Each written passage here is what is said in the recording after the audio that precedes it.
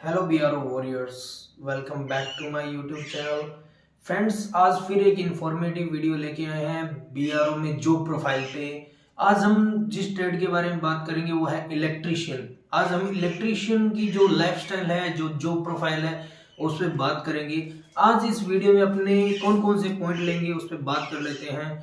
Electrician की job कौन से ग्रुप में आती है, क्या रैंक रहती है, पोस्टिंग लोकेशंस क्या रहती है, आरसीसी में रहेगी, चीफ ऑफिस में रहेगी या बीआरटीएफ में, स्टडी टाइम उनको मिलेगा या नहीं मिलेगा, वर्क क्या रहता है, उनका काम क्या रहता है, उस पर बात करेंगे। एनपीएस में आएंगे या ओपीएस में आएंगे। कैंटीन फैसिलिटीज पे बात करेंगे कि कितने उनको लिक्वर मिलती है, क्या ग्रोसरी लिमिट्स रहती हैं। ड्रेसेस अलाउंसेस के बारे में बात करेंगे, क्या ड्रेसेस अलाउंसेस मिलते हैं उनको। डिपार्टमेंटल एग्जाम से क्या वो प्रमोशन ले सकते हैं, नहीं, उस पर भी बात करेंगे। फैमिली लाइफ रहेगी या आपको साइट पे ज़्यादातर वर्क करना पड़ेगा, मतलब आप फैमिली को रख सकेंगे साथ में या नहीं, उस पर भी बात करेंगे। इसके अलावा जो मेन इंपॉर्टेंट लास्ट पॉइंट है, प्रमोशन क्राइटेरिया, आपको प्रमोशन में कितना टाइम लगेगा और कब कब कितना प्रमोशन और कहाँ तक आप जा सकते हैं, उन सभी पॉइंट्स पे अपने आज डिटेल में बात करेंगे। फ्रेंड्स, वीडियो स्टार्ट करने से पहले आप सभी से रिक्वेस्ट है, अगर आप मेरे चैनल को पहली बार विजिट कर रहे हैं तो प्लीज चैनल को सब्सक्राइब करके बेल आइकन को प्रेस कर दीजिएगा, ताकि आगे ऐसी इंफॉर्मेटिव वीडियो का नोटिफिकेशन आपको सबसे पहले प्राप्त हो। फ्रेंड्स, सबसे पहले अपने बात करेंगे कि जो इलेक्ट्रिशियन के अंदर जो पोस्ट है, ट्रेड है, वो कौन से ग्रुप के अंदर आती है। तो इलेक्ट्रिशियन सी ग्रुप की जॉब है। ग्रुप सी, 3 ग्रुप्स होते हैं कोई भी सर्विस के सेंट्रल गवर्नमेंट में, group A, group B and group C. ठीक है, तो ग्रुप सी की वैकेंसी है, ये ग्रुप सी के अंदर आती है इलेक्ट्रिशियन की पोस्ट। क्या रैंक रहता है, जब भी आप एज इलेक्ट्रिशियन ज्वाइन करते हैं बीआरओ को, तो आपकी जो रैंक रहती है वो रहती है जीडी।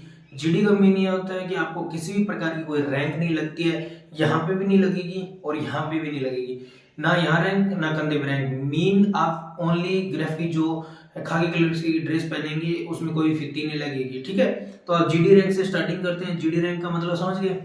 जीडी रैंक से आप स्टार्टिंग करेंगे, जो लोएस्ट जो न्यूनतम पोस्ट होगी वहां से शुरुआत करेंगे। रैंक पे मैंने अलग से वीडियो बना रखी है, आप चैनल पे जाके देख सकते हैं। ठीक है, जो आपके प्रमोशन की रैंक्स होती है ना बीआरओ की, उस पे डिटेल में वीडियो बना रखी है। इसके बाद बात करते हैं पोस्टिंग लोकेशन। बीआरओ के 18 projects with international posting. International posting भी है, बीसी पोस्टिंग बोलते हैं या एमसीए पोस्टिंग बोलते हैं। पोस्टिंग लोकेशन में वीडियो बना रखी है, आप जाके वॉच कर सकते हैं। ठीक है, चैनल पे। तो पोस्टिंग लोकेशन आपकी 18 के 18 प्रोजेक्ट्स और इंटरनेशनल पोस्टिंग भी आपको मिलेगी। ठीक है, अब आप बात आती है उसके बाद में आपकी फैमिली लाइफ, या फिर आप कहाँ पे पोस्टिंग रहेगी, आरसीसी में, टास्क फोर्स में या फिर चीफ ऑफिस में, मोस्टली कहाँ रहेगी।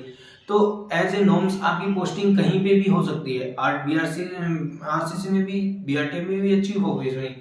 ठीक है, तो आपको कहीं भी रखा जा सकता है। बात रही फैमिली लाइफ की। फैमिली लाइफ से पहले आपके काम की बात कर लेते हैं। आपका काम क्या होता है, देखिए, एज ए इलेक्ट्रिशियन, वर्ड से ही पता चलता है, इलेक्ट्रिशियन का काम होता है इलेक्ट्रिसिटी सप्लाई को रेगुलर बनाए रखना, कंटिन्यूअस इलेक्ट्रिसिटी सप्लाई होनी चाहिए। तो आपको क्या होता है, कई बार डेट, जो नई डेट है या किसी डेट साइट होगी, तो उसमें कई बार इलेक्ट्रिसिटी वहाँ की चलती नहीं है, खराब हो जाती है या कोई दिक्कत आ जाती है। तो उस कंडीशन में आपको साइट पे भी जाना पड़ता है। आपकी पोस्टिंग अगर बीसी आरसीसी में है तो आपको साइट पे भी जाना पड़ेगा और वहां पे भी संभालना पड़ेगा। अब साइट पे जाने के चांसेस कितने हैं, बहुत कम चांसेस होते हैं कि आपको इलेक्ट्रिसिटी के लिए आपको साइट पे जाना पड़े, बहुत कम। क्योंकि वहीं सीपीएल होती है, वहाँ कैजुअल पे लेबर, उस पर मेरी वीडियो आएगी अलग से, थोड़ा सा मैं उस पर डिटेल में वर्क कर रहा हूँ, डिटेल में स्टडी कर रहा हूँ, तो थोड़ा सा टाइम लग रहा है। फिर एक नंबर बाई 1 बाई 1 वीडियो आती है हमेशा, जो जिसकी ज्यादा डिमांड है या जिसको ज्यादा चॉइस होती है उसको पहले लाना पड़ता है। ठीक है फ्रेंड्स, तो सीपीएल पे भी लाऊंगा।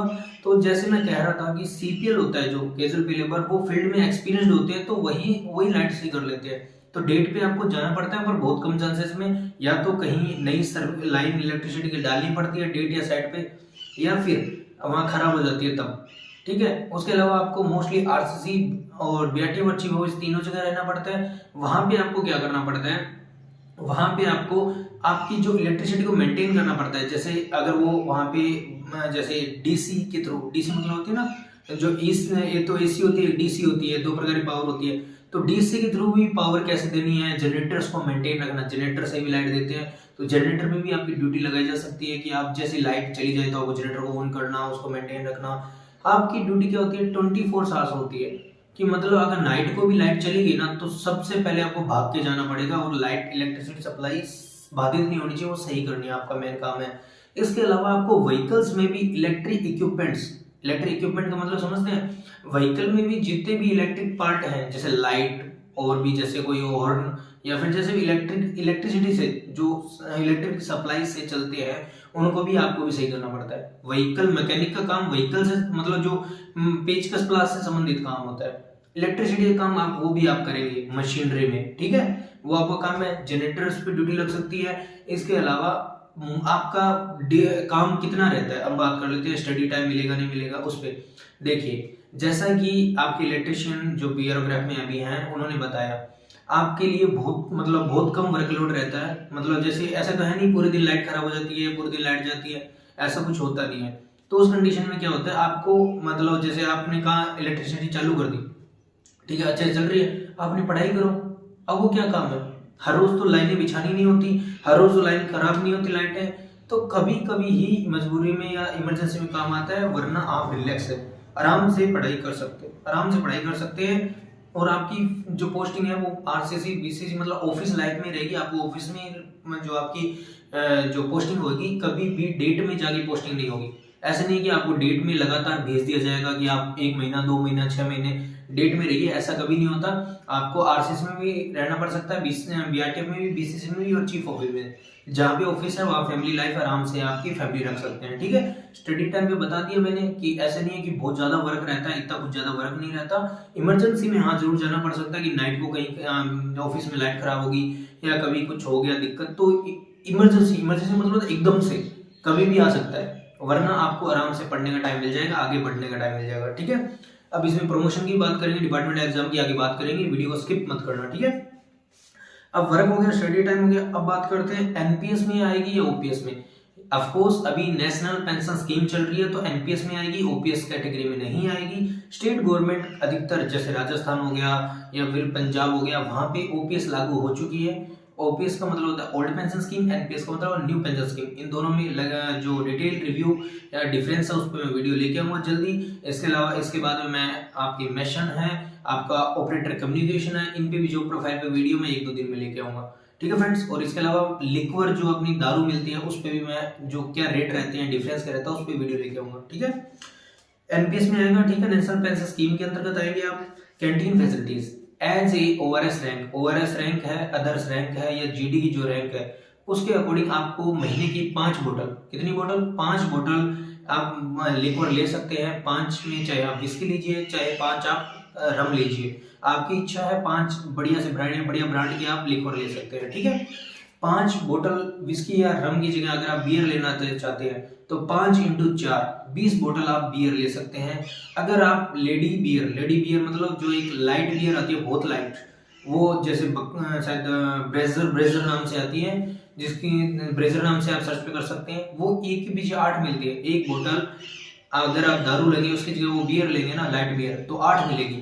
तो 5 × 8 40 बोतल आपको वो मिलेगी, ठीक है फ्रेंड्स। ये ऑप्शनल है, ऐसा नहीं कि आप बोले।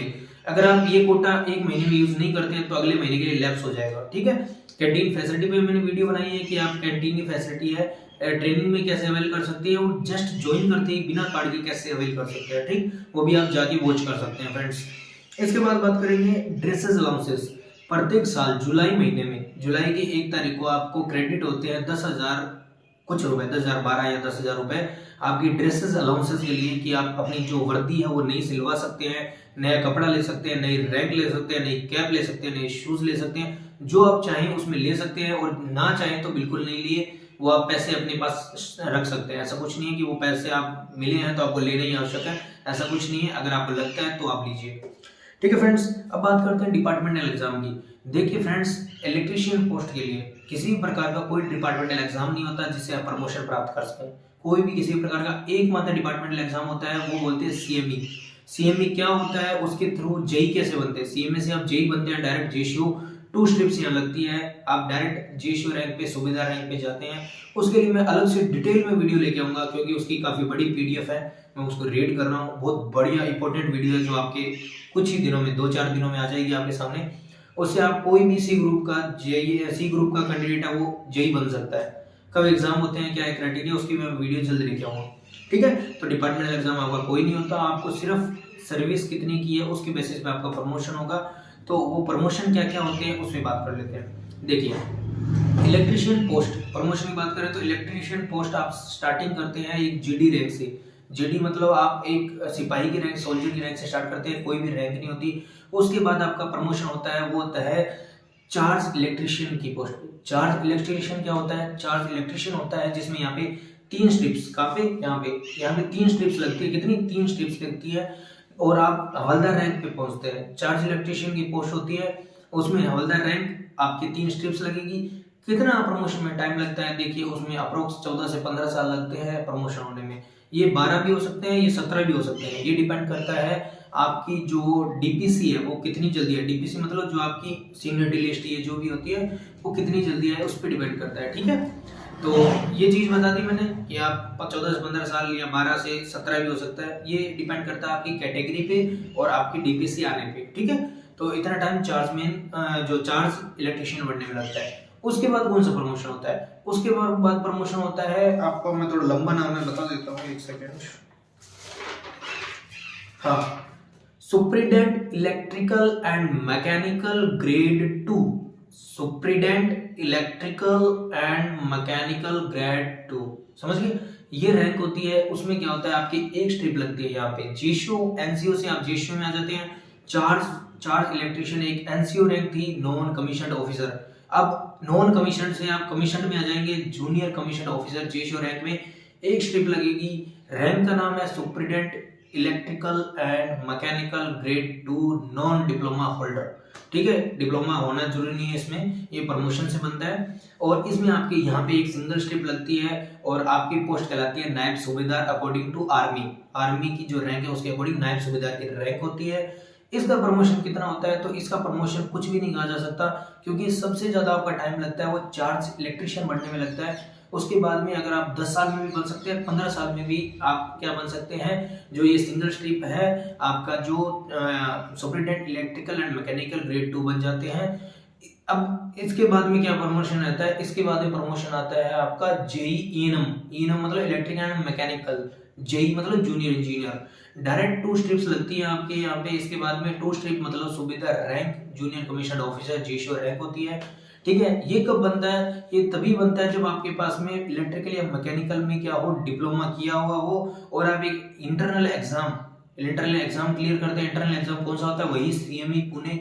वरना इसमें बहुत कम चांसेस होते हैं कि आप इलेक्ट्रीशियन से जेई पोस्ट पर पहुंचे।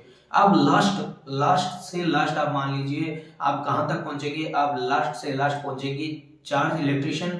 और अगर किसी की कैटेगरी SC ST है और अच्छी उस टाइम एग्जाम में रैंक थी, तो आप जो superintendent electrical and mechanical grade 2 है उस रैंक पे पहुंचेंगे। जेई पे पहुंचने के बहुत कम चांसेस है, तभी चांसेस होंगे जब आपका डिप्लोमा किया हुआ है इलेक्ट्रिकल या मैकेनिकल से।